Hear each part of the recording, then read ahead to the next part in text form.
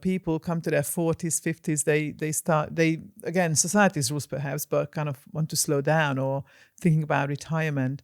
At 40, you started bodybuilding. Yeah. How did that come about? It was my therapy at the time. Okay. I used to use, working out as a therapy, and I found a space in a gym where there were lots of women. Okay. And I could see these women competing, and I originally went there to train at the gym. Okay. And just like a normal workout kind of. It was more, I saw this girl and I was like, oh my God, you look amazing, you look fantastic. She said, I go to this gym and I'm on this food prep and this is what I do. And I thought, I'm always curious. And I always want to try something new. And sports have been something quite hard for me because I'm partially blind in my left eye. So when I was younger, I veered away from sports completely. Okay. So as I got older, I had a personal trainer and I started doing things one-on-one because I felt that was my comfortable space.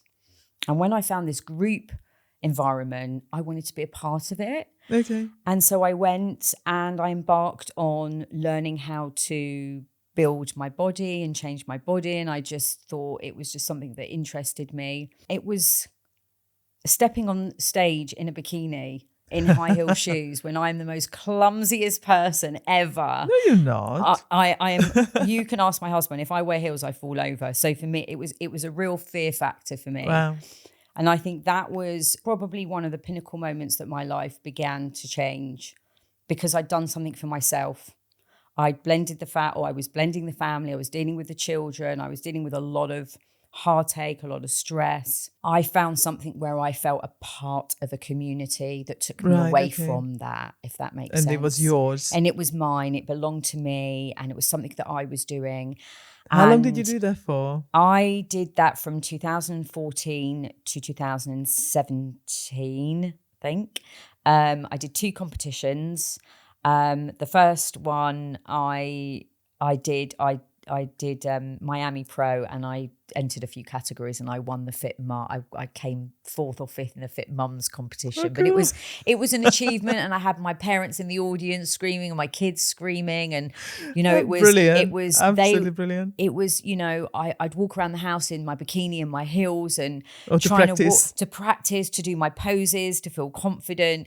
So I brought it into the home as well, something that was fun, and I wanted to show, I think, unknowingly, that the kids, that I was a strong woman and I could do this.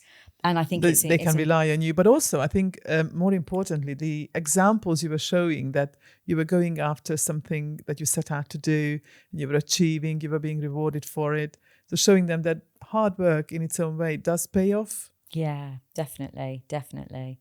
And then... So then what kind of health routines, habits, things have you kept from those? So after I competed, I had a little bit of a break, and then COVID hit us in 2020. Yeah. So for 3 years, I kind of kept up a bit of a routine, and then COVID hit and everything went out the window, right?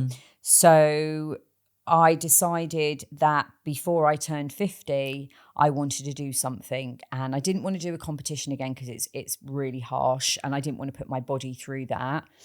But I decided to do a photo shoot. Okay. And so for a year and a half, I trained.